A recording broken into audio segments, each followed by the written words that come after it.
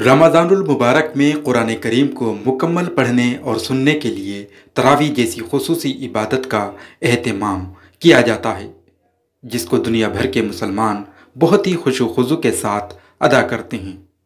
तमाम मसाजिद में तरावीह के बड़े इज्तिमाआत और रूह परवर मनाजिर देखने को मिलते हैं, लेकिन गुज़श्ता बरस से दुनिया के बेशतर ममालिक समेत हिंदुस्तान में कोरोना की तबाही ने सब कुछ बदल कर रख दिया है।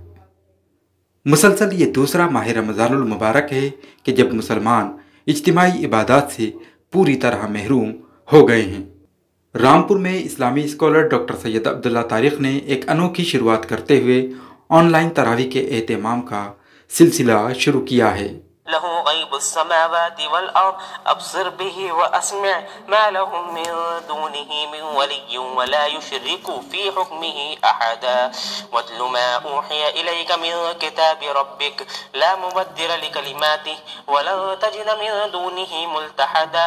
इस मुतालिक सैयद अब्दुल्ला तारिक का कहना है कि कोरोना जैसे नाखुशगवार हालात में जब मुसलमान बाजमात इबादत से महरूम हो रहे हैं तो इससे इस्लामी इज्तिमाइयत के भी बिखरने के अंदेशे हैं। उनका कहना है कि यही वजह है कि वह ऑनलाइन तरावी का एहतमाम करा रहे हैं ताकि कानून पर भी अमल हो जाए और इस्लामी इज्तिमाइयत भी ना बिखरने पाए। हमने एक बड़ी इज्तिमाइयत को बाकी रखने के लिए कि यहाँ का कानून सिर्फ कानून की बात नहीं, कानून भी नहीं टूटे और वाकई बड़े ख़तरात हैं लोगों के कोविड के दिनों में इकट्ठे एक जगह होने में, तो वो ख़तरात भी नहीं रहें और बड़ी इज्तिमाइयत भी हो जाए।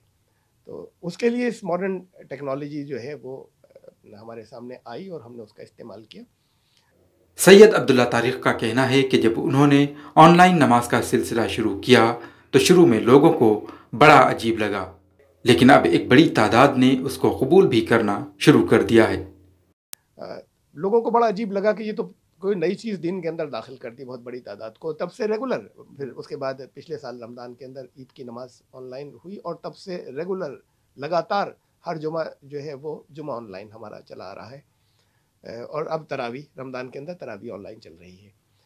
तो कोई नई चीज़ नहीं है, सिर्फ टेक्नोलॉजी का इस्तेमाल है। असल बात ये है कि कोई नई चीज़ नहीं है ये। जब लाउड स्पीकर आया तो वो भी एक नई चीज़ थी, तो नई चीज़ वो खाली एक टेक्नोलॉजी का इस्तेमाल था, आवाज़ को ज़्यादा दूर तक पहुँचाना, वरना ये कि कोई नई चीज़ नहीं थी। ये दीन के अंदर ये कॉन्सेप्ट दौर अव्वल का है कि इमाम और मुक्तदियों के बीच के में कोई दीवार हो, कोई नहर हो, काफ़ी फासला हो, जहाँ शर्त ये कि आवाज़ जाती हो, ये शर्त है। तो और फिर बाद के दौर में ये हो गया कि लाउड स्पीकर के जरिए आवाज़ जाती हो।